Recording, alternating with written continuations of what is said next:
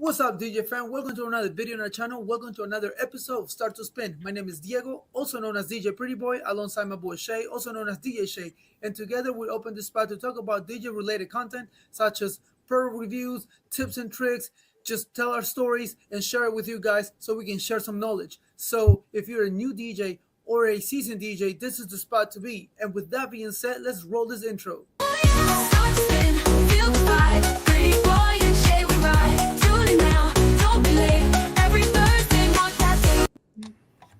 Yo! Hey, what's up? Welcome back to another episode of Start to Spin. And today we have a very interesting topic. And it's something that we both wanted to talk about because it happens like all the time. It happens very often.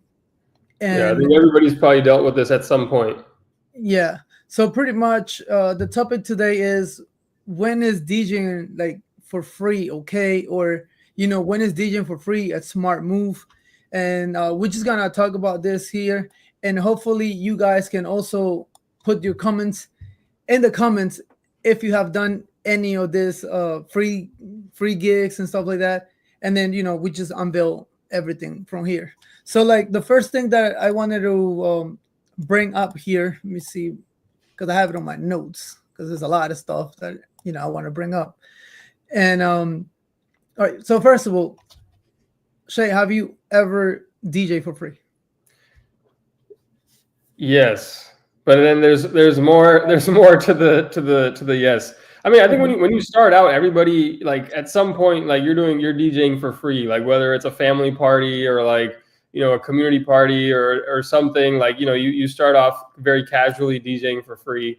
I've done a few weddings like for family members that I did free, in terms of I did my DJ services for free, but they had like gotten either the hotel or whatever, the restaurant, like set up their did all the setup for them and stuff, so I didn't have to do any of that labor, and I just kind of brought my controller and did that for free for them. So I mean, I'd consider that for free. I've done other ones for family members where they just pay me for the setup, and then I tell them the rest, all the work that goes into it is on me.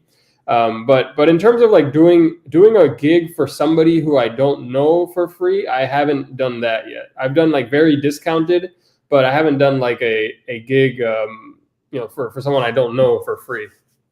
And what's up, buddy? Sup, Hey, buddy? buddy. How's it going? Yeah, man, that was great. Thanks for having us on the show last week. Yeah, definitely. Thank you for having us on the show, and thank you for giving us a break from our show. Yeah, we didn't stream last week, so yeah, we're back. Diego, happy birthday to Diego.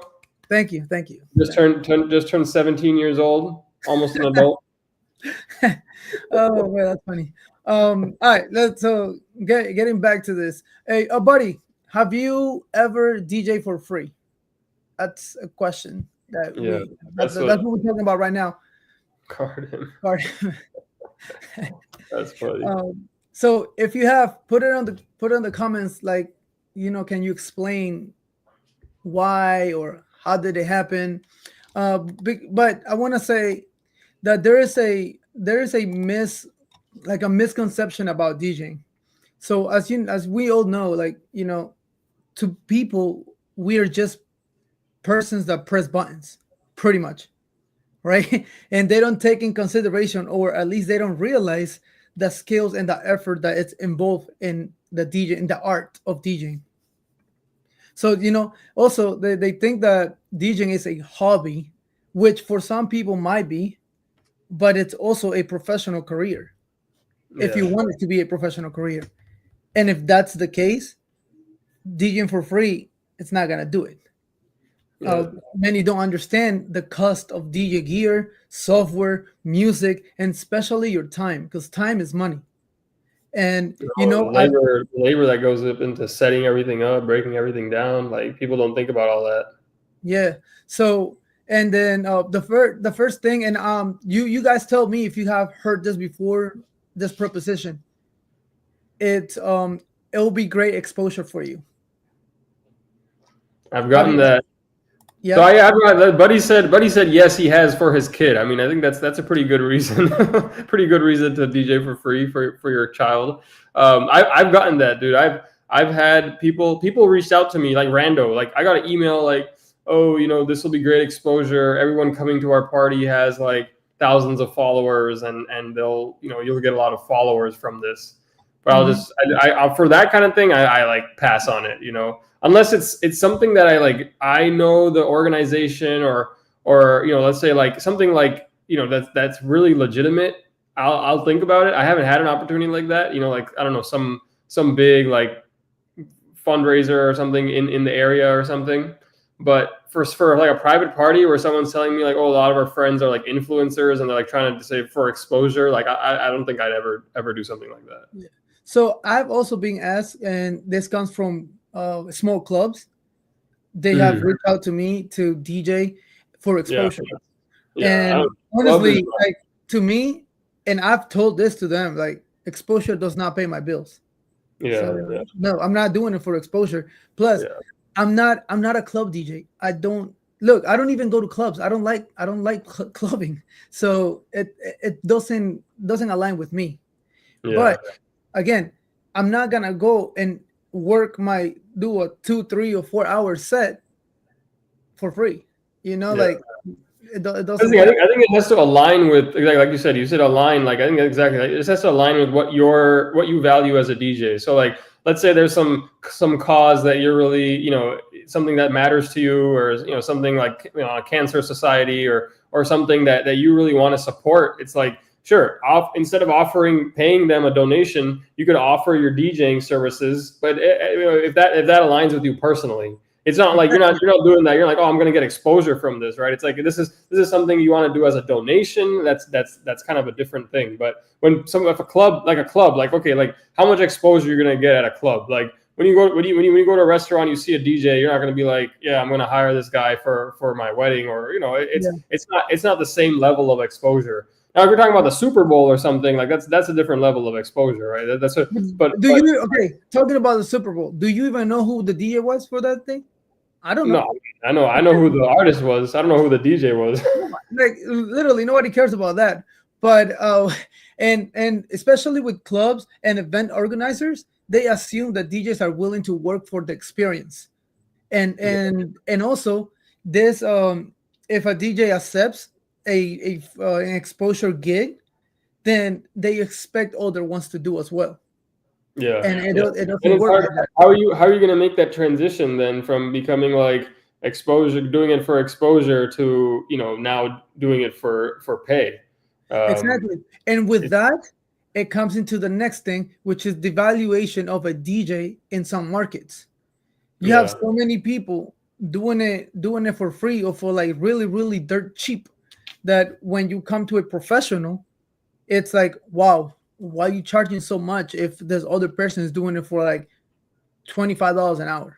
Yeah, and I'm gonna hit Buddy's comment here. He says bar DJs get drinks for pay. That's uncool. All DJs need money.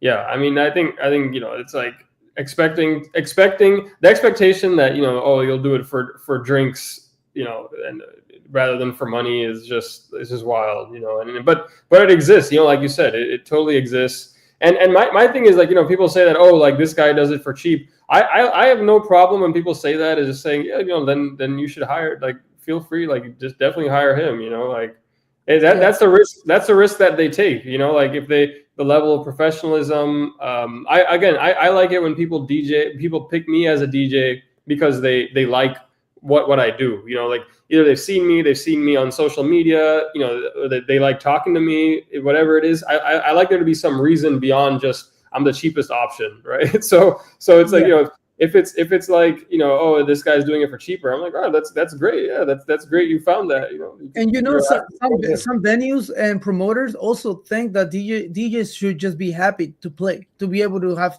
some playtime, exposure. I mean, when you're starting out, like, when you're going from a bedroom DJ and you're like, oh, I get to play at this club, like it's cool. Like, yeah, maybe that's cool for like, the first few times, or the first time you do it or something. You're like, wow, look at me, I get to do it. But it's like, that's beyond somebody who's like brand new. It doesn't really apply. I completely would understand if the DJ, like you said, is new and is trying to put their name out there. But I will understand if you do a free event, if it's a private event, because you're not getting there. No one is getting paid. But the clubs, they're Yeah, they're charging all the getting, they're public. charging. Yeah, they charge. So it should never be a free club gig for you. You Yeah. should you What, should be what do you getting what do you something think out of it. about like? Because so there's also, I mean, there's also the thing about rates too, where it's like, then there's the DJs. Somebody, oh, I'll take $100 for the whole night or something to DJ like 4 hours at a club, versus, oh, there's other guys. In that situation, I'm like, yeah, look, I understand a brand new DJ is gonna take $100, but then you're gonna get the club that's hiring them is gonna get $100. The skills are gonna be similar to that. And if the skills aren't like great, I mean, you got a good deal. But like, the reason you're going to pay more and you're going to charge more, and you should feel confident about charging more, is because you have more experience, you have more professionalism, you're easier to deal with, you know how to deal, you know how to deal with situations and stuff. So I mean, I understand, different people charge different amounts based on their experience. Mhm. So it's like, but yeah, I mean, it's like, I think as long as you're trying to charge something, it's like, I don't get too like upset if somebody's charging too little versus someone that's charging more. Yeah, I mean, as long as you're charging something, because again, and that brings up this next thing. They pay for everything by the except the DJ. So what I mean by this is, like, event organizers, uh, wedding couples, like they budget for everything: venue, drinks, decorations, and like the DJ is always the last thing to be found, or Yeah, the least important in their, quote unquote, in their event, which I believe it should be the other way around. The music is the most important part of yeah, the event. Obviously, besides you getting married, whatever. So some people assume that playing music is less important than other events cost, and they yeah. don't realize that a great DJ can make or break the entire event. Yeah, that's why I feel like, for private events, like I know you mentioned private events, but if unless it's like a private event of a family member or like a really close friend, and that then I'm getting paid less because I'm not charging them or whatever. Like I'm doing it more out of my, like, as a gift to them. If Mhm. it's like if it's some random client that's trying to get me to DJ for really little at a private event, then I'm gonna be like, heck no, because it's like, it tells me that they don't value, like, how much they're willing to budget is how much they value that thing. So if they're like, oh, we only have $200 for a DJ budget, I'm like, well, I'm gonna show up there and then I'm gonna be treated like dirt, basically. Like you probably aren't gonna care, or you're gonna try to be like super overbearing and try to control everything that I do, because you probably think, oh, this guy only charged $200. He probably doesn't know what he's doing. So that's also why I try to avoid people that are trying to do it for really less, or trying to get me to do it for free at these, like, at events in general, but also at private events. Yeah, and another thing, or another mentality that a lot of people have, is that they think like it's just a playlist. They just Yeah, playing out of the playlist. Well, some clients don't understand the difference between a Spotify playlist and a live DJ. They don't yeah, see the value in reading the crowd, mixing seamlessly, and creating building up the energy, and literally controlling the whole flow of the whole event for the whole period of time, like the whole 4 5 6 hours that yeah, you're performing, or doing your thing for. yeah. Even if it's background music, like I've run into situations. Some people try to book me and they're like, oh, like, we just need you for background music. Like, we're not gonna do like an open dance floor. So, like, can you charge less? And like, I kind of get it, but at the same time, I'm like, look, if it's gonna be this, the setup is gonna be like the same, unless you're Yeah, having me bring like a ceremony speaker. I'm doing the same whole setup. I'm bringing mics. It's still going to be like, if it's a wedding, it's still going to be all the formalities and stuff. And I'm still there for the same amount of time, So I don't think that means like, oh, you're doing it for like half your price because you're not doing an open dance floor. It's just background music. Like you're going through the entire event. You're making sure everything's going according to time. And yeah, so I agree with that. hey, Smiley, what's what's up, up, Smiley? man? What's good, man? Smiley's Yeah, in the building.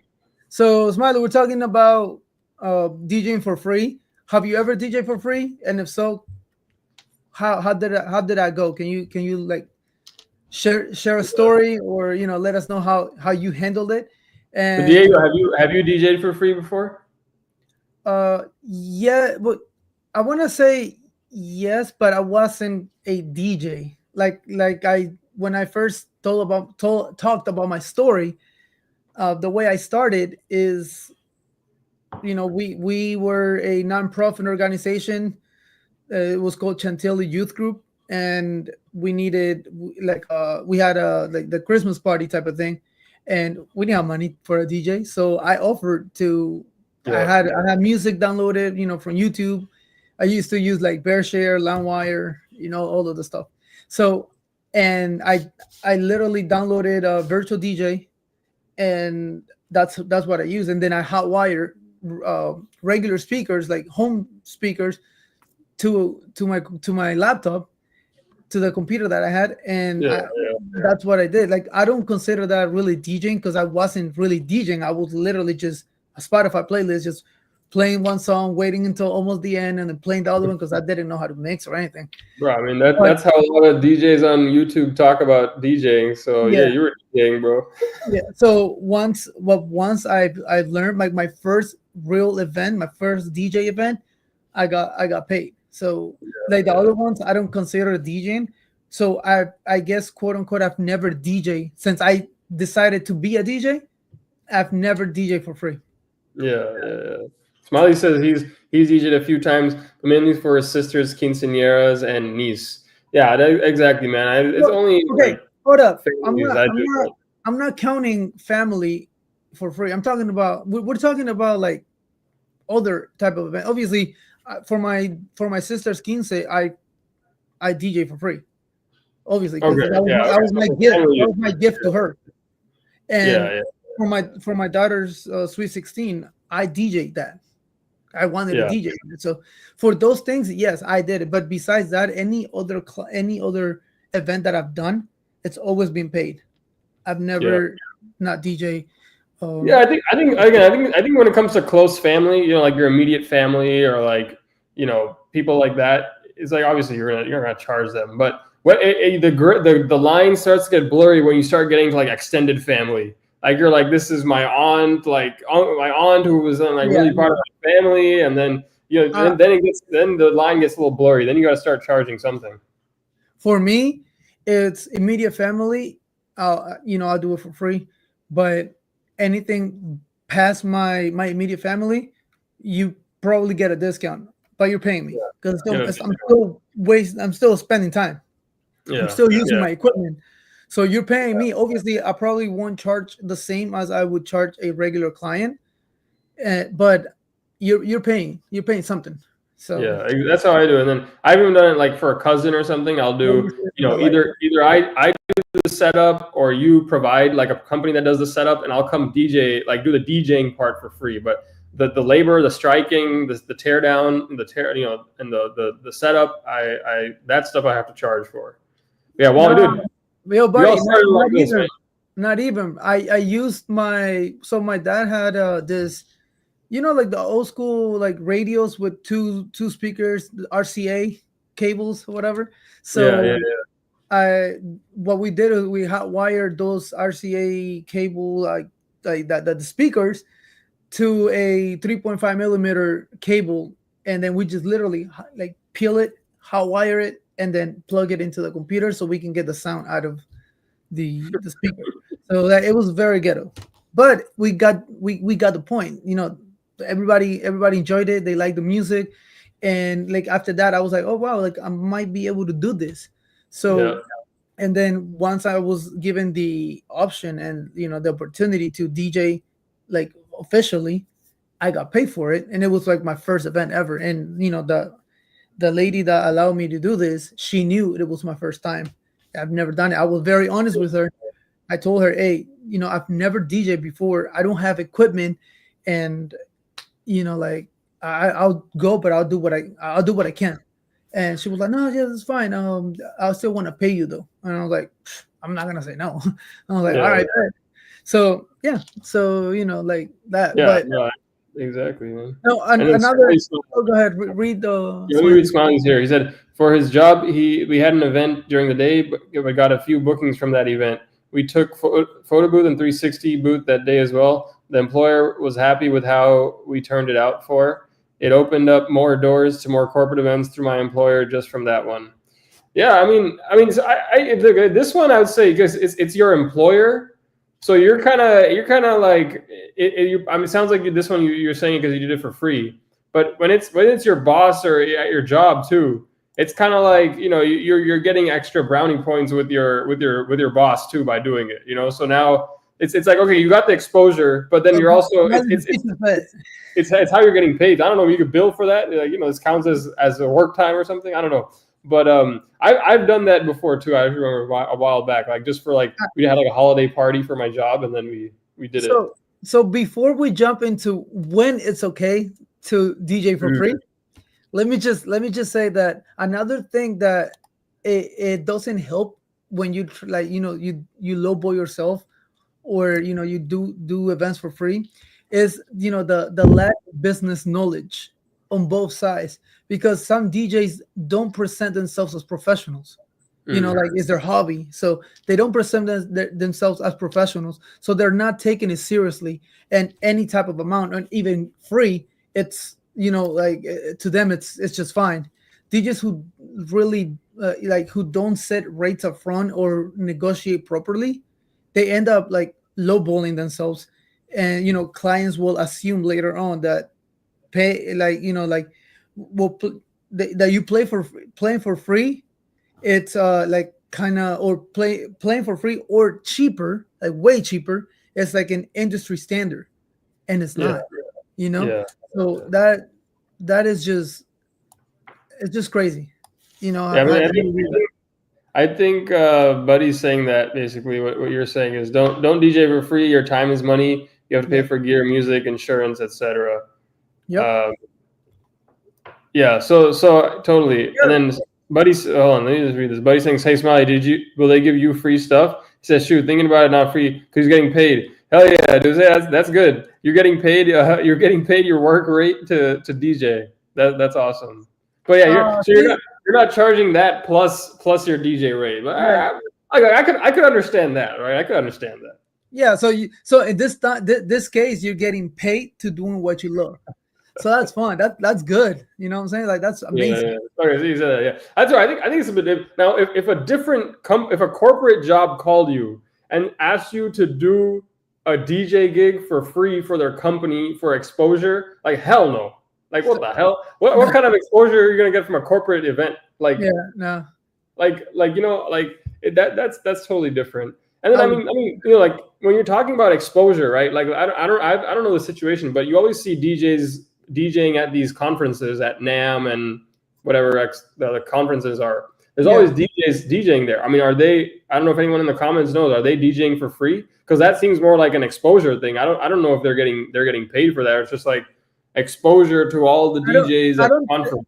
I mean, maybe Buddy knows this, but I believe.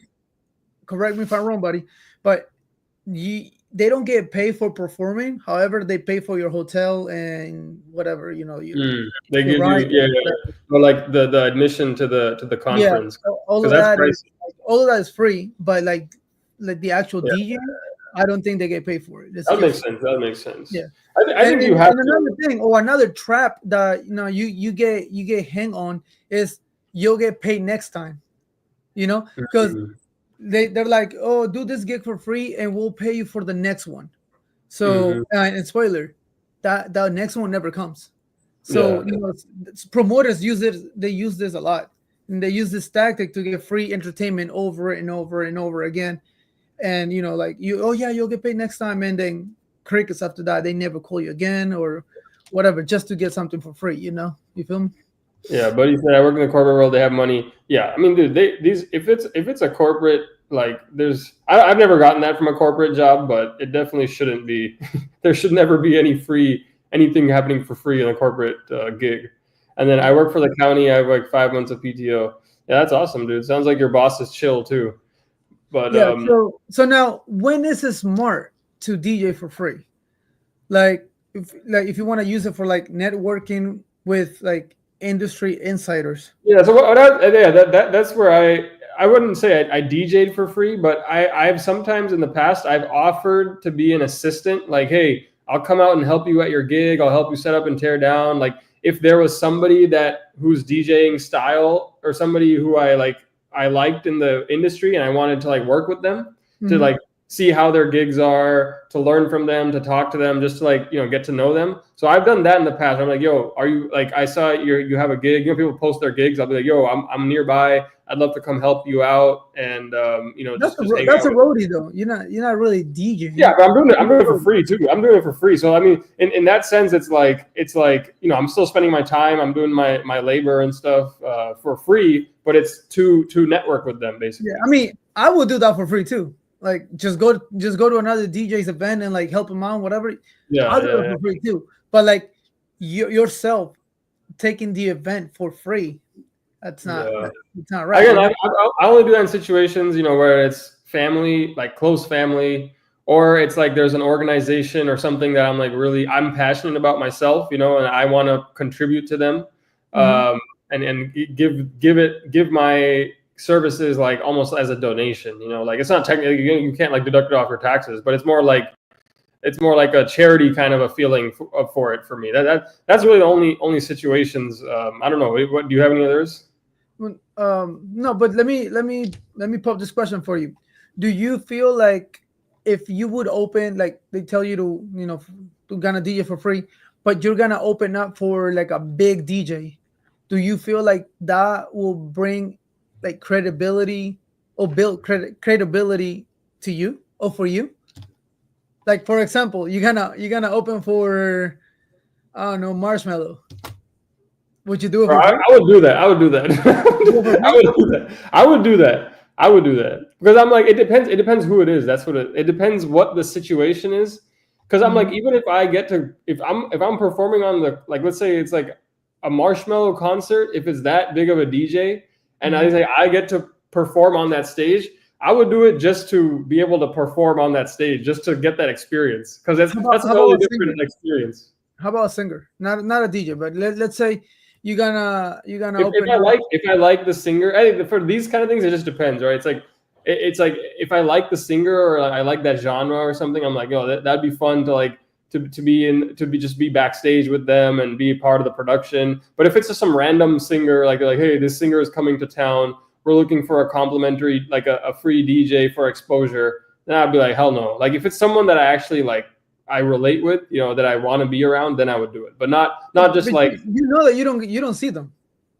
You don't get to see them. I mean, that's okay. I want to. It's just for the experience to be on the stage. It depends like what the situation is. Now, if it's like some country, right? It's like a country artist, and they're like, "Hey, we're looking for exposure. Will be great for you." I'm like, I don't give a shit. I don't care if my name is a banner on the whole thing. I don't want any of the people at that concert to hit me up for any of their events because I don't want to play country music. I mean, we're in the same boat on that one, but for me it depends. It depends. I would do it for a discount price, but I wouldn't do it for free. I still like. What if it's like the good thing about those is that you can connect with like promoters, club owners. You can maybe talk to or get to see or meet artists, but I don't really see this. Yeah, I think it just really depends. Like it's like, okay, if someone's like, yo, you're gonna perform, you get to perform at Coachella for free, I'd be like, hell yeah, I would do it, man. I would do it. I wouldn't do it. Yo, bro, Coachella is huge. Everybody's like paying thousands of money to go there. They can spare some to you. Like, stop making the rich richer. You know what I'm saying? Like, you gotta get paid. Yeah, well, I mean that's true. I don't know. Do artists at Coachella get paid? I know the Super Bowl, right? They don't even get paid. You got big artists like Beyonce and Kendrick Lamar. They do it for free for the exposure. So at what point? Where do you draw the line? I just don't know. Literally, like Beyonce or Shakira. Like, what type of exposure can you get? Everybody knows you already. Like they say the sales that they get or whatever. Now it's the streams, but the streams that they get, they make so much money off of the streams after people see them. We were in Kendrick Lamar, dude. Like he's gotten so popular because of this Super Bowl. Everything that happened in the Super Bowl is just all over social media. Hold on, let's get to these comments though. Smiley said, "Yeah, we've done 2 charity events, charged $5 a spin on the 360 booth, and gave that money to the people." That's interesting. They had accumulated like 6K in those few hours, but we got a gig after from a guest there. Oh, that's an interesting way to do the 360 booth. Yeah, so that was gonna be my next point. I think that charity and nonprofit events are a smart way to do free events. This is the only reason why I would do a free event. If aside from family, direct family, that charity and nonprofit events, because you always want to, at least for me, I always want to give out to the community, and as much as I can. And if I can if I can give my time and make someone or other people happy through music, why not? It doesn't really take anything from me. So yeah, that's why I like doing it. And again, it's like whatever charity, whatever cause is important to you. It's like it's kind of like that's the reason we went into it. It's like just to make people dance, make people happy, and then to do it at a charity that you support. It's like you can donate money, but doing something like this is just as good, if not more than just donating some money. So I actually did. Now that I just talked about charity, I actually did a free event so there was this little kid that had cancer, and he needed to he needed to raise money, and it was like one of my wife's friend's son that had the cancer, and we went to Chick-fil-A, and we asked them if we could get something going there, and then I actually DJed that event there to get money, and we were able to raise, I think we raised like 16 or 18,000 for for the guy. Bro, we was there from like 10 to like 4 or 5 p.m. and everything that everybody purchased, it was like a percentage was going to the so the not relief, but the sentiment that I had, it was just like pure. Like I felt so happy doing it, and like people were just like getting off their cars and like dancing in the parking lot. It was so fun, and and I felt so good doing it that I wouldn't mind if somebody comes out to me and be like, "Yo, we're trying to raise money for this. Could you help us out?" Of course, if I'm able to, I'll do it. Yeah. Obviously, we're talking about charity and nonprofit events or not nonprofit organizations that don't make money. Yeah. So this is a good way, and also this helps you with exposure. That exposure. But what you're getting out of it is that feeling, and it's a cause that you care about, and then the exposure is like an extra kind of a thing. Yeah, that's why I said it at the end. The exposure is like a side effect of your good act. So just do it from the bottom of your heart, and then the rest will flow. I think Joe Bunn made a video that he recommends. He tells everybody like at least have 2 events, one or 2 events every year that you do for a nonprofit or charity, like either for free or like significantly discounted rate, just to just so that it's like a way that you kind of give back with your business. And then it also kind of you have these kind of experiences where you're like, I'm having so much fun. Like it's just you're just doing it for fun. Like there's no stress, there's no pressure. You're just like it's kind of in its purest form. You're just making people dance and have a good time with no expectation in return. So I think Joe Bunn talked about that. But let me hit this comment by Buddy. He's joking. Hey Shay, I'm flying out by you. You can DJ for my after party. You can get all the drinks and food you want. See, buddy, you have so many gig logs. I already know everything that you do. I have nothing to learn from you that I don't have to do in person. So if I didn't see all your gig logs and learn all this stuff I needed to already, maybe I would to have a bit of a learning experience. But I think I'll have to pass on that kind offer. And then he said, Ken who? So buddy hasn't heard of Kendrick Lamar, I think. And Smiley said, yeah, for sure. We didn't think of it exposure. My friend told me the cause. Yeah. That sounds like a similar kind of an experience that like Diego was talking about. And I think that's a smart to do the 360 booth, like charge per spin.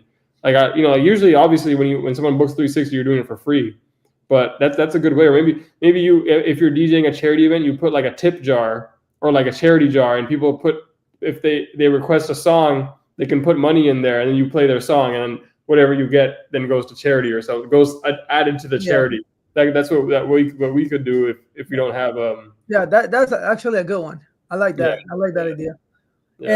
I'm actually looking into DJ for this type of charities, because I want to give more.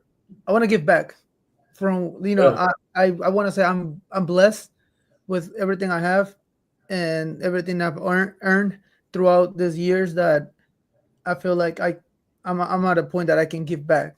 And what better than my time? Your time and all of that. So at the end of the day, like we enjoy this, right? It's not like we earn money from it, but we enjoy it. So it's like and it's fun, dude. Honestly, sometimes like it's fun to do a gig where there's no expectation, and you're just like you're there on your own accord, and you're like, yo, I'm gonna play whatever I want. Like nobody's paying me now. I don't have a boss. Basically, that's how I feel when I do like house parties and all of that. Yeah. There's no expectation, and I can just free roll everything. So I love those type of events. But even in that like house party, it's like if the client comes and tells you like, yo, like switch it up or something, then you gotta listen because that's the guy paying you. Yeah, we'll switch it up, but it's not like a requirement of like certain amount of songs or certain amount of like things that you have to go through. No, like it's free ball for everyone. It's up to you. Another reason why I don't think you should do it for free, but you should do it for a very, very cheap. It's like to build your portfolio, to get the experience. Especially if you're a new DJ. If you're just starting out, free gigs can help you gain experience and also practice like in real setting.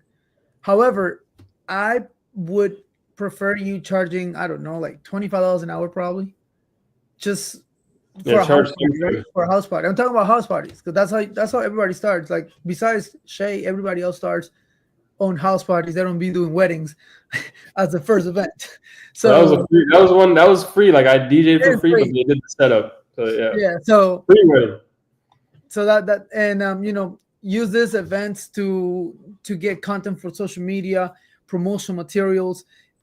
It's a great way to get a lot of stuff out of it, even though it's not money wise. But I would say try to get it at a $25 an hour at least. Like not free. Like it should never be free. At least $25. I think everyone, when you start off, like you're doing a gig, maybe you're doing $100, $200, and then your setup is gonna look like shit. Obviously, so it's gonna be, if someone's paying a DJ $200, like they're not expecting some fancy whatever DJ Solstice setup. They're expecting, if you show up, your wires are hanging around everywhere because it's your first time doing it like that. That's what they're expecting. So you're probably gonna be in line with that type of your setup is probably gonna be similar. The way you handle the party, but that's why you charge that, and more experienced people charge more. That's why I don't have a problem with there being cheap DJs, because then there should be a difference between if you were charging more what you bring versus a $200 DJ what they're bringing to the table. Smiley saying off topic, I'm with EV8. Yeah, he got the Everse 8. He got a Grauso speaker bag carrying bag. I definitely sturdy and well padded. Oh, I haven't heard of that. That's probably some Amazon brand, but he put in one of my comments. He put in one of my videos. Yeah, the Everse 8, man. I love that thing, man. I have it right here, right with me. I love it. I use it for everything. I need to check that out, man. It seems so convenient because it's so small. You Yeah, just throw it in there. You got an extra speaker like for any emergency situation or whatever. yeah. Smiley said he started when he started the Quince. Yeah, I mean that's basically the same, man. It's still high stakes, big event.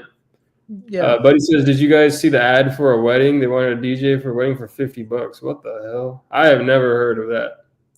They wanted a DJ for $50 an hour, or $50 like in total.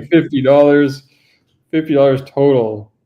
I mean, at that point, like if you're even asking for 50, like just make up a story about why you can't pay and ask if there's someone who wants to do it for free. Like, what do you even? $50 is like is just wild. $50, you get 2 songs at a cocktail hour. That's it. Yeah, I mean, at that point, dude, just say something like, oh, we had, whatever, we want, well, I don't know, just make something up. Just make something up for why you can't pay a DJ and put it out there. But $50 for $10 an hour. God damn. And they want the whole setup too. They will need a mic for speeches. They'll need 2 speakers. Yo, and one thing, the cheapest clients that you have, those are the most ridiculous, nitpicky, like the worst experience you're gonna have. Yep. The one that pay the good money, they don't bother you at all. But the cheapest ones, God, man, they're so. Well, even when it comes to negotiating, we were talking about this offline, but the people that don't negotiate, they're like, yeah, okay. They're like, okay, they ask you some questions. They don't negotiate. They book you. Like, that's a good. I've always had good experiences with those clients. But the ones that I'm talking about, they're like, okay, how can we get the price down? Like, why do we need 2 wireless microphones? Can we just pay for 1? I'm like, yo, this is red flags. This is gonna be bad. And then you know what the red flag? If a red flag is like, how many lights are you taking? Yeah. How many lights? How much would it be for 12? Exactly, dude. That's facts, bro. That's what this Sweet 16 I signed up for. That's how it is. He's like, can you? I'm like, yeah, I can't. I'm not gonna bring 20 up lights. He's like, okay, can you bring 12 up lights? I'm like, bro, like, what are you talking about? Like 12 up lights is such a random number. Like, okay, I'll bring it. I'm like, I have these IR4s are so easy to bring. Yeah. But it's like, it's when they sound, or they ask, even people that ask me, they're like, oh, like how many like lighting stands are you bringing? I'm like, yo, that's too much information for a regular client to like care about. It's like, I'm gonna bring what's right. It's like everybody's trying to half it. They're trying to like, it's when they get into that nitty gritty, that's a big red flag. And like I've booked people like that, and it's been okay because I'm pretty like nice and flexible and stuff. But that's those people are, even if they're paying you like more than $50, they're still gonna have some issues the entire time. No, yeah, Smiley, that's not even minimum wage, bro. $10 is not minimum wage anymore. At least here in Virginia, it's $11. So, bro, facts. This is good, dude. If someone has some stupid thing like that, you tell them this. You say, you can rent a speaker from me for $50, and then maybe they get your old Ion speaker that lights up from Walmart. That's all. I wouldn't even rent out my LD. I wouldn't rent out for $50. I wouldn't rent out my RCF for $50. Like, no thank you. You come, you pick it up, you set it up, and you bring it back home the same day. Yeah. No, actually, yeah. I mean, that's not a bad price actually for a speaker. For, let's say, because they say actually this speaker. For one, this is off topic, but they say like you should try to, for a rental, you should try to do like 10% of what the cost of the item is. So let's say your speaker is, if you got a $500 speaker, you rent it out for $50. Yeah, one speaker. Yeah, one. So rent it out for 50. But yeah, I mean, so if they're $500, like you got your EV ZLX, someone wants to rent one, it's $50. Yeah, but that's not bad. But now the ZLX is actually $650. So that's no. If they want to rent out my 44s, oh, they gotta pay $300, dude, per speaker. Per speaker, yeah. So that's a good rule of thumb. So if you are getting a rental for less than that, or you're trying to figure out where should I kind of start to do a rental, think of it that way: 10% of what the price of it is. So 10% of each speaker, that gives me 100, plus 10% of the speaker stand, that gives me 100 and 120.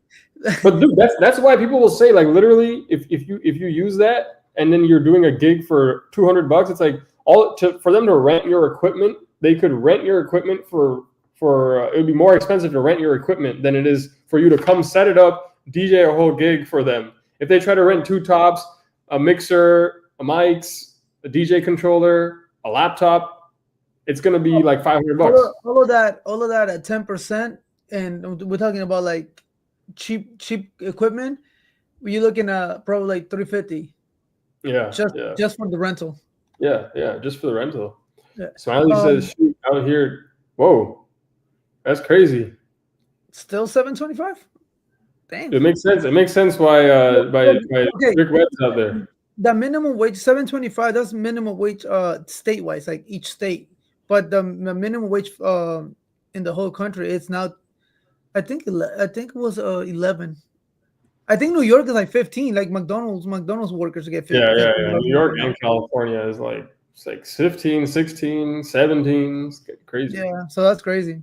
To piggyback back to the stuff. Another reason that might be smart to DJ for free or for a small amount is for personal projects, or like when you're throwing your own branded event.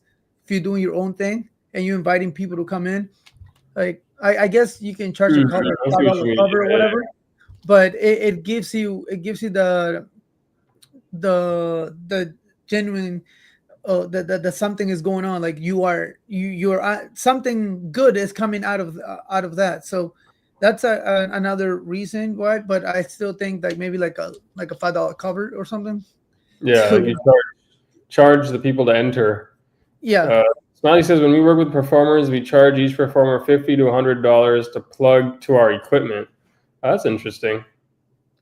So how do you're saying each? So if they have like a band, I don't know, 4 people, so each of them have to pay, or is it like each instrument, like guitar or mic or whatever?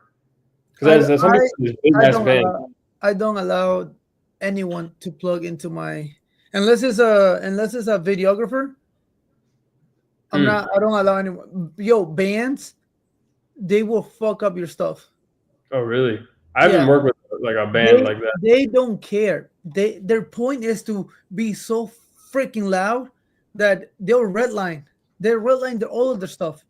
And if they plug into your shit, they are redlining your stuff too. Like peak. So I don't allow bands to connect to my stuff, but I do like any like if it's like a violinist or something like that, sure, that's fine. But a band, nah, bro, you're not connecting to it. The other thing with a band is then they have to manage the mixer, like they have to EQ everything, because then you can't. Yeah. So then you have no control over it.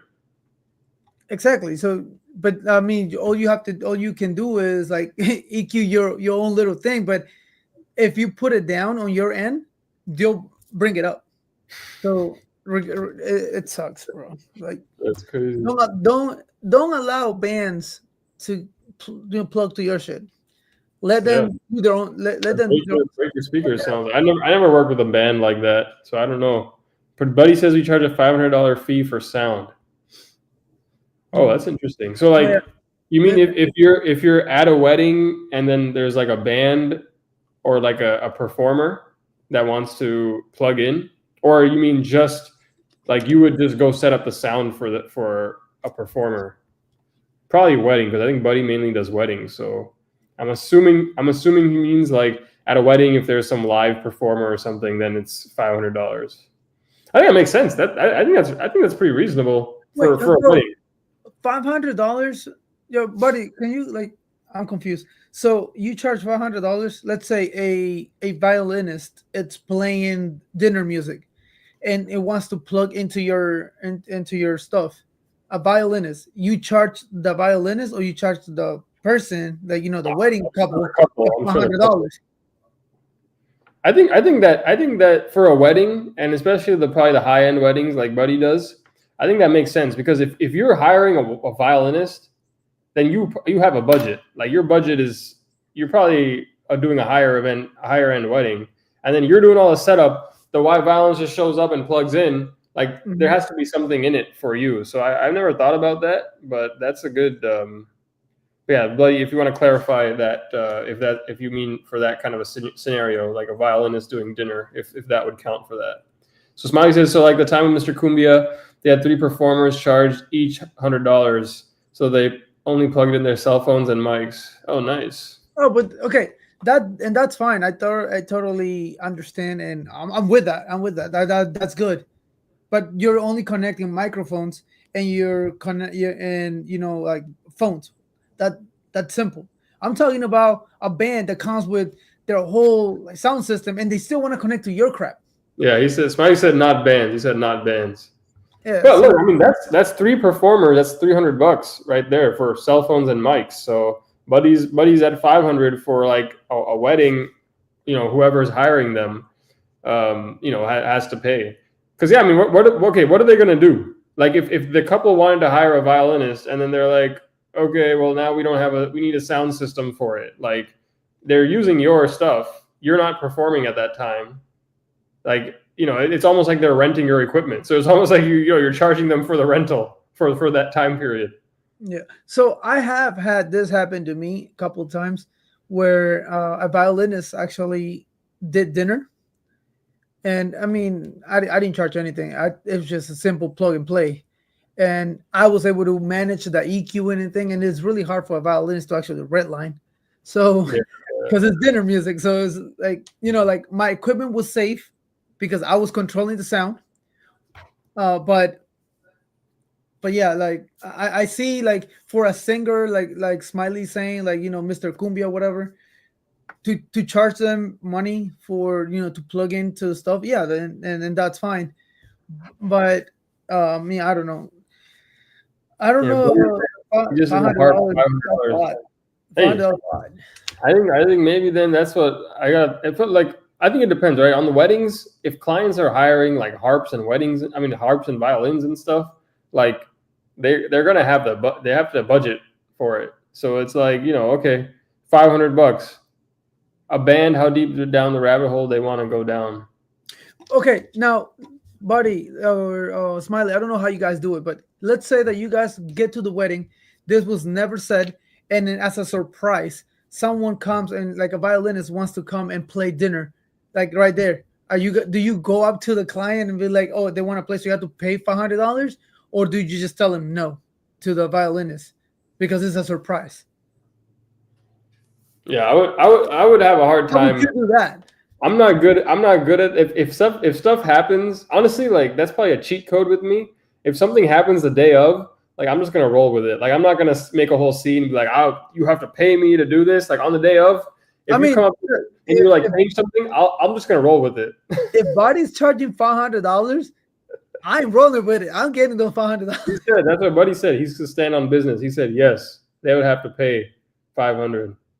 So you will, Buddy, you will walk up to the client and tell him she wants to plug into my stuff. You have to put, there's a $500 fee. What if the client says no? Do you go up to the person and tell them no? It's a hypothetical situation. I mean, maybe the way you do it is and then after the fact you try to bill them for it, and then if they don't pay it, they don't pay it. I don't know, But you don't have to make a scene at the wedding. But if it's like, look, like this is something I charge for, you now you have a balance of $500. Of course, you don't want to make a scene in the wedding, but you're on the spot because they're trying to connect to your stuff. They want to perform, and then you can't just allow it. And then later, after the event is done, say, oh yeah, you owe me $500 because she plugged into my stuff. Yeah. Unless it's in the contract. Comment. He said we started charging. It happened twice. Actually, Smiley had this experience. Said it happened twice. The wedding people didn't mention performers till the day of. We let them slide, but now we always ask ahead of time. Okay, so see, Smiley had that experience. He let it slide, and then for the next time, now he learned his lesson. And Buddy's saying, yeah, he would. I think he's saying yes, he would go up to the client. Is that just have to do it right? So how you would say it to the client, you have to do it the right way. It sounds like. I'm gonna say I would have a hard time doing that. I'm just like I would just. I'll be what Smiley did. I'll like, okay, I let it slide. It's the day of the wedding. Shit, I let it slide, and then for next time, I'm gonna make sure I put put this on my website or something. Yeah. So, buddy, can you like elaborate on how you go about it? Because it's very interesting. I'm interested and intrigued on how would you handle this if, because obviously at the end you don't want to go up and say, "Oh, you owe me $500 at the end of the event," without telling them before, and you don't want to say no to a surprise to the wedding couple because at the end of the day you want to make them happy, and you don't want to during the event want to go to them be like, oh yeah, you have to pay me $500 because this person is trying to plug and play for you guys. So how do you go about it? Like, Yeah, even I mean, I don't know if he has that exact. I don't know if he has that exact situation, but I'm sure even if you have something experience similar, it'd be good to hear about. The only thing I can think of is if it has to be included in the contract, and that's something that I'm going to do now because I don't have it in my contract, but I should have it in my contract. If anyone is trying to plug into my stuff, there's going to be an extra charge. Hey, and that's a good idea. I don't have it. I don't have because that. That prevents people that are trying to plug their cell phone in. Hey, can you play my song? Plug in my iPhone to your system. All right, it's $500. It's in the contract. So if you want, if you're the guest, you could tell the guest, all right, it's $500 if you want to do that. Or the client, obviously, if it comes up like this kind of situation with the musician, then it's in the contract. And then you can decide, do you want to charge them right there? You want to stop the wedding or whatever, like go up to them, or do you want to tell them afterwards, like, hey, you guys had a performer, so this $500 charge is being added to your bill. Well, yeah, that too. Now, let's see. Well, Buddy is hopefully writing or typing his explanation. How to say no to free gigs but still get booked? Oh, let's see this smiley comment first while we think about that. He said, "Be performers," or we always ask ahead of time if they're going to be performers other than us because we have to talk directly to the people about the charge, or they take their own equipment. Oh, so Smiley talks to the vendors themselves directly about the charge that they're going to have to pay. So Smiley, you charge the vendor, not the client. Yeah, that's what he's saying. That's an interesting way. I feel like I would charge the client, but I think because they're the one to hire you. Yeah, the client should be the one being charged, but I think it depends. Like this thing, like right, if you did this Mr. Cumbia event, if Mr. Cumbia hired you to do his sound, obviously you charge him. But if some couple is paying Mr. Cumbia and paying you, then I feel like I would probably charge the client because of the performer. If I DM the violinist like, hey, you owe me $100 to charge to plug into my system, they'd be like, I don't know how that would go over. Yeah. So what is different if the person that is performing hires you? Obviously, it's part of the contract, whatever. But we're talking about mainly from like out of nowhere. Someone wants to like a violinist or an arpist, the arp thing, the big ass guitar. If they want to plug into your stuff because it's a surprise, they want to do a surprise presentation during dinner or during any type of part of the event for the couple. That's the question. And that's why he says he charges the vendor and then the vendor charges the client. That's interesting. Yeah. I mean, it sounds like it's going well for you. So I don't know if you've had any like pushback from the vendor.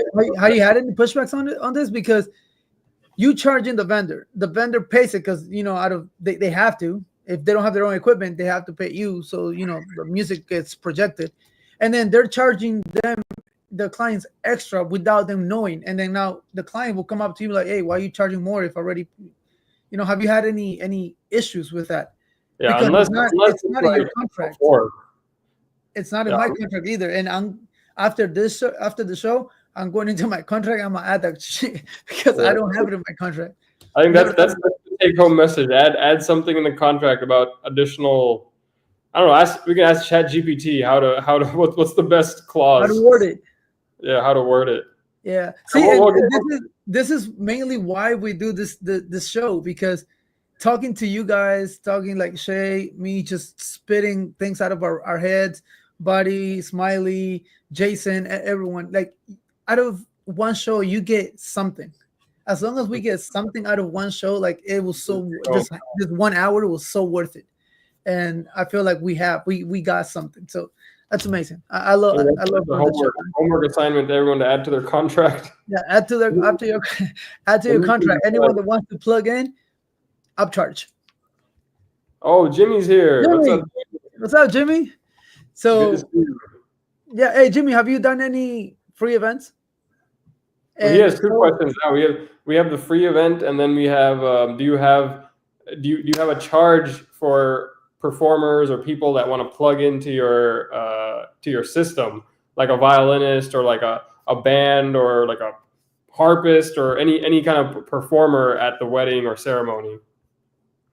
So, what's up, guys? Charity events. Yep. So he agrees about the charity event.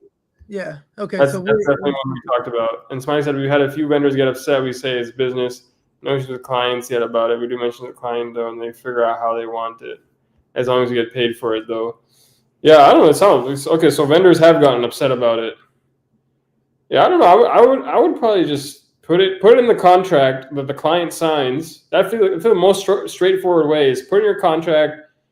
If mention it or don't mention it, and then if it comes up, then you say, okay, like there is an extra charge, whatever you want to charge, $100 to $500, like buddy charges.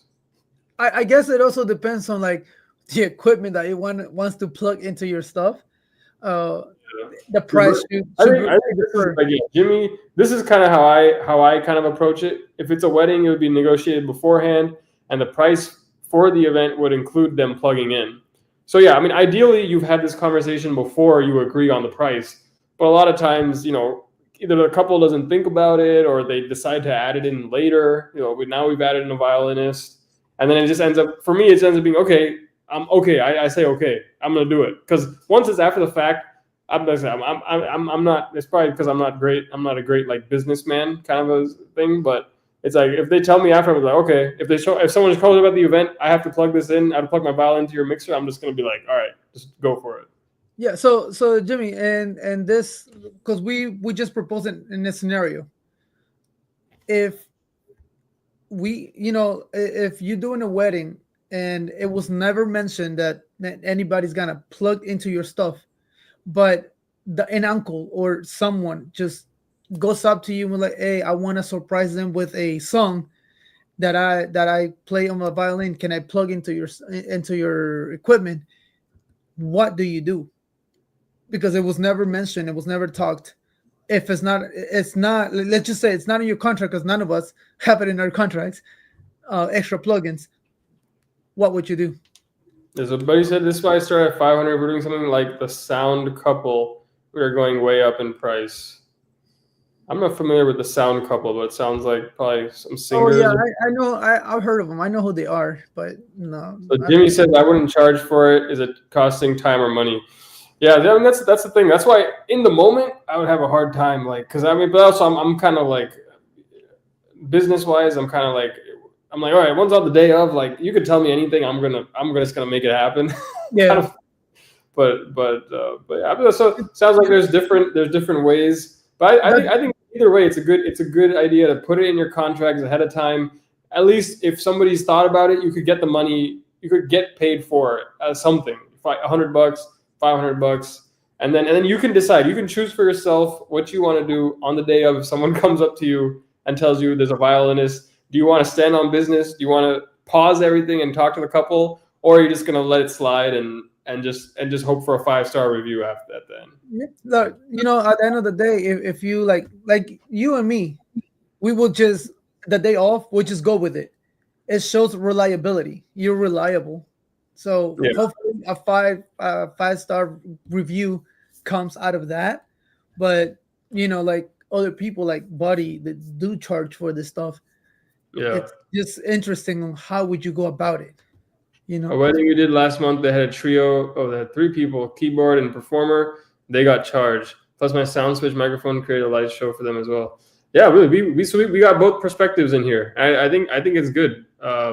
They had a trio, so they got charged. So yeah, if you had that conversation up front, and then Jimmy said it doesn't happen to me often enough, which that's same boat I'm in. But I agree on day of, take care of the customer.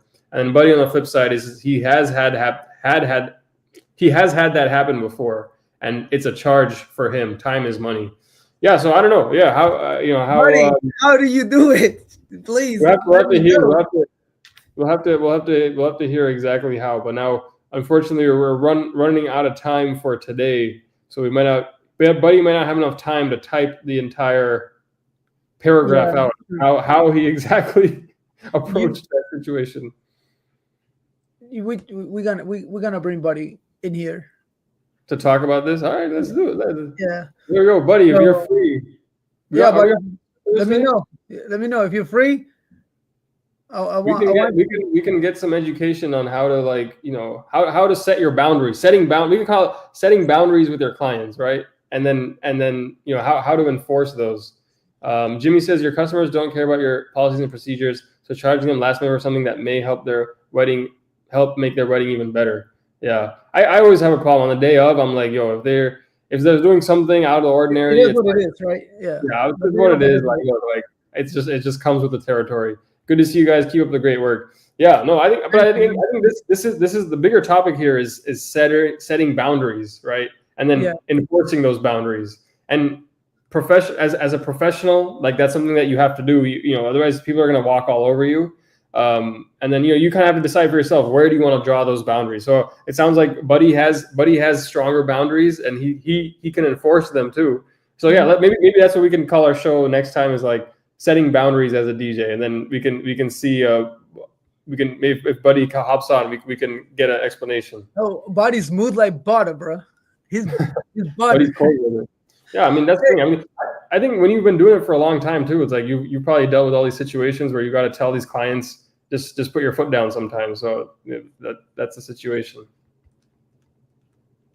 It also depends on what you charge. Yeah. So yeah, if you're already charging a premium, that's why when I charge a premium for weddings, I'm including all the crap that comes with it, all the performances, the mixes, the editing, the mixes, the last minute, this, that, hoo-ha, all of that stuff is in there.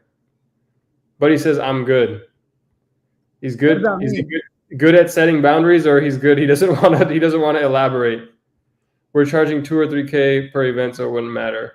Said yes.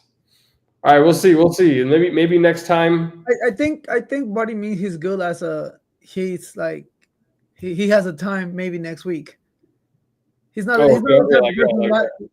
type of person that he's not going to comment. Oh, he says, I'm good to come in. All right, let's do it then. All right, so next Thursday we have Buddy from TBM Productions in the show, and he's gonna go in detail. How does he go about this type of setting boundaries and stuff? I'm very intrigued. I think it's a good because look, there's going to be clients that are going to walk all over you. If you don't, they're going to try. And if you're just a nice, happy-go-lucky DJ, and whether it's about adding performers or whatever it is, any type of, can you do uplighting for free? Can you add moving heads for free? Whatever those situations are, people try to take advantage of the DJ. We'll talk about how to set those boundaries and when to put your foot down and when to let things go. That's will be what we'll talk about. All right, so we already got the next episode. We got the next topic, and we got a special guest. So hope all of you guys tune in next Thursday, and we'll go from there. But for now, we're out. Thank you, and stay blessed, fam. But he says I have a Tracy, so his wife. That's you got backup. That's good. If you have two people, it's easier to enforce stuff. Yeah, if you want to have her in the show too, because we need to talk to also a wedding planner. Yeah, the other half of TBM. Yeah, the other half. So I said I grew up in the hood, but this is different. Yeah, it's true. I also got to know where your crowd is, dude. If you're stepping into the wrong crowd and you're trying to be confrontational or something, it's sometimes not worth it. Yeah. That's why to all my events, I always go with somebody. I never go to an event by myself. I always hit up either Pee Wee or Red comes with me, Big Red, or one of my other soccer friends. Somebody come with me because you never know what's gonna happen, especially when there's alcohol involved. you never know what's gonna happen, and you're always at a disadvantage with everybody. Everybody over there knows everyone, and then you're by yourself. So, and especially if you have to collect debts from clients on the fly, then it's good to have a collection agent with you, some buff guy. All right, we'll resume it next week. It was a good discussion, and it was fun. yes, sir. It was great. It was great talking to you guys. Thank you very much for your time, and for keeping the conversation going with us. We learned a lot today. It was very beneficial. So we'll just keep on going next week. All right. Thank you. Keep going. Yeah. Thanks for stopping by. Peace. Bye.